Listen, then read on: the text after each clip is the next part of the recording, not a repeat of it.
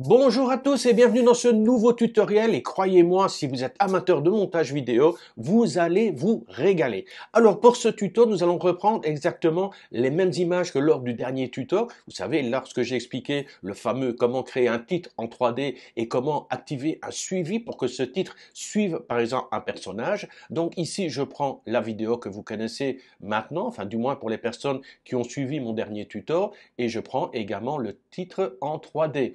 Pour ceux qui ne savent pas comment créer ce fameux titre en 3D, je vous invite à découvrir mon dernier tuto. Il apparaît ici en haut de l'écran et de toute façon, je mettrai le lien dans la description. Alors, petit rectificatif par rapport à ma dernière vidéo, à mon dernier tuto. J'ai donc sélectionné le titre ici qui est en 3D. Je vais l'agrandir un tout petit peu. Et première chose importante à savoir, c'est que lorsque vous faites le rendu par rapport au suivi, il commence le rendu, je vous mets ici, il commence le rendu ici, mais il va faire le rendu tout au long de la vidéo.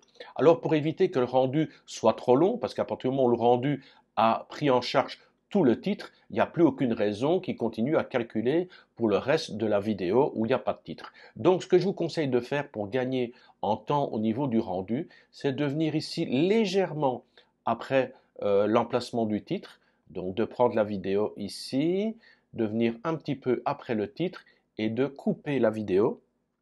Voilà, juste la couper. Comme ça, l'effet se fera, le calcul de l'effet se fera sur cette durée-là et non pas sur toute la durée du clip. C'est un petit gain de temps.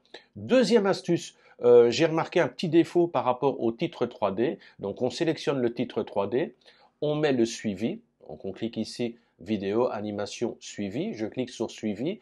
On clique sur le suivre le mouvement. Je clique dessus. C'est bien ici le mouvement, la sélection du mouvement à suivre, je vais sélectionner le personnage. Et rappelez-vous, au niveau de la vidéo, j'avais sélectionné un grand cadre qui prenait tout le personnage. C'est pas très judicieux parce qu'en fait, le titre, au fur et à mesure, se rapprocherait trop du personnage et venait même l'écraser. Donc, ce que je fais maintenant, c'est que je raccourcis ce cadre, je fais même pivoter. Voilà. Comme ça, le centre, je peux même le remonter un tout petit peu. Voyez, comme ça, la croix correspond à ce qui va être suivi. Or, quand j'avais fait le grand rectangle, la croix se trouvait au milieu du dos. Donc voilà pourquoi le titre se rapprochait du milieu du dos au lieu de rester à distance par rapport au personnage. Donc voilà, le suivi se fera à partir du centre de la tête et non pas du dos, ce sera beaucoup mieux. Et regardez les pointillés qui sont ici, ça vous permet d'orienter. Hop, je me mets un petit peu en dehors, je clique en dehors du cadre, je reviens dedans, je prends les pointillés, et là les pointillés me permettent d'orienter le titre au départ. Donc voilà, moi je vais le mettre plus ou moins ici. Voilà, là ça me convient très bien. Voilà où se fait le départ de l'orientation. Comme ça maintenant, vous connaissez tout sur le suivi et il suffit de cliquer sur démarrer pour que le suivi se mette en route et que le calcul se fasse, pardon, oh, quelle horreur. D'ailleurs, on le fait tout de suite. Voilà, le calcul est terminé. Je clique en dehors. On regarde rapidement ce que ça donne et vous allez voir que le titre, cette fois-ci, ne viendra pas s'écraser sur la tête. Voilà, il reste à distance, il se rapproche légèrement, mais il ne vient plus écraser la tête comme il avait fait la dernière fois.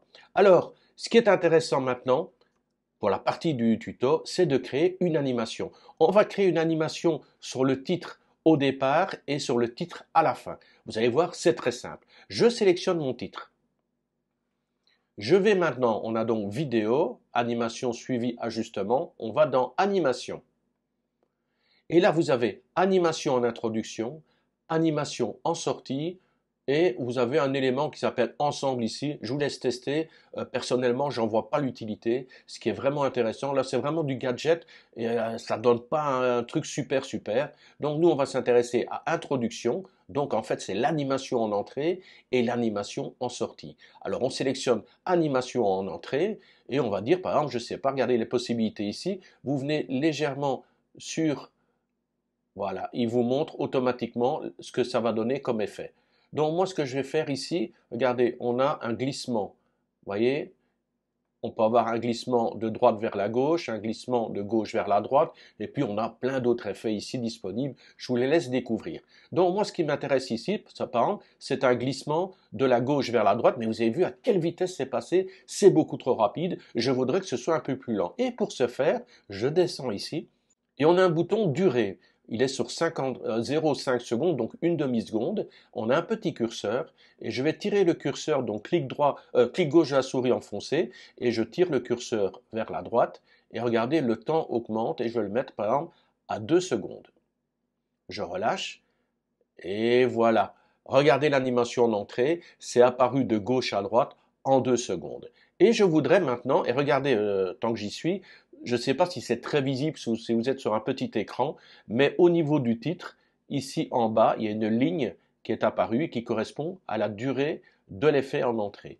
Maintenant, j'ai l'entrée, je voudrais faire la sortie. Je clique sur sortie. Là, j'ai un peu moins d'options, mais je vous les laisse découvrir de toute façon. Et au niveau de la sortie, j'ai également une sortie de droite vers la gauche ou une sortie de gauche vers la droite. Je vais prendre cette sortie de gauche à droite. Je sélectionne. Et voilà, cette sortie vient d'être rajoutée ici à la fin. Vous avez vu, c'est passé. Je ramène le curseur un peu en arrière. Boum, regardez à quelle vitesse ça s'en va. Même topo. On est toujours sur la durée, donc ça c'est la durée de l'introduction en entrée. Et là, à droite, on a de nouveau un curseur, 0,45 secondes. C'est trop court, une demi-seconde. Je vais mettre également à 2 secondes. Voilà, j'ai placé la sortie à 2 secondes. Maintenant, on va regarder ce que ça donne. Je me remets au début du clip. Je mets en route. Voilà, l'introduction en entrée avec le suivi. Et on arrive maintenant à la sortie vers la droite. On pourrait être autrement, vous choisissez vous-même comment vous voulez que ça fonctionne. Voilà comment on peut installer une animation en entrée et en sortie. Ah, vous me dites Olivier, c'est le titre, c'est sympa. Est-ce que ça fonctionne également pour des clips? On le vérifie tout de suite. Je prends mon titre, je l'élimine.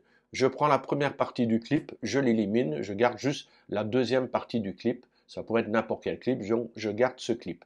Je sélectionne le clip, je vais dans Animation, je vais dans Entrée.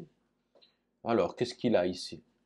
Allez, un roulement et une rotation. Voilà, je sélectionne ça. Je suis sur une demi-seconde. Voilà, je le place sur 2,7 secondes. Et maintenant, je vais mettre un effet en sortie. J'ai même pas besoin de sélectionner l'endroit, il suffit que je clique juste sur sortie et il va le mettre automatiquement à la fin du clip. Voilà, qu'est-ce que c'est? Un glissement vers le haut, très bien. Je sélectionne le glissement vers le haut.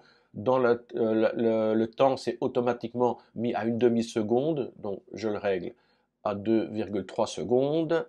Et voilà, ça disparaît tout simplement. Je vous remets ça au début. Voilà le fameux clip en entrée. Je vais un peu plus loin. Et voilà le clip en sortie. Ça vous permet de faire une petite animation au sein du clip et ensuite de mettre un autre clip, autre chose. Voilà, ça laisse un peu libre cours à votre imagination. Mais voilà, vous voyez, le système de suivi est très simple. Vous sélectionnez et maintenant, vous n'êtes pas satisfait par exemple de votre introduction ici, vous dites oui, c'est pas génial, c'est pas à ça que je m'attendais. On peut décider de mettre un autre effet et voilà, il a remplacé un autre effet. J'en mets encore un autre ou j'en mets un autre et il garde la durée de 2,7 secondes que j'ai choisie. Mais je pourrais très bien réduire ou augmenter cette durée. Et puis je me dis, mais non, tout compte fait, j'ai pas besoin d'animation en entrée, je le laisse tel quel. Il me suffit de cliquer sur aucun et l'animation a disparu.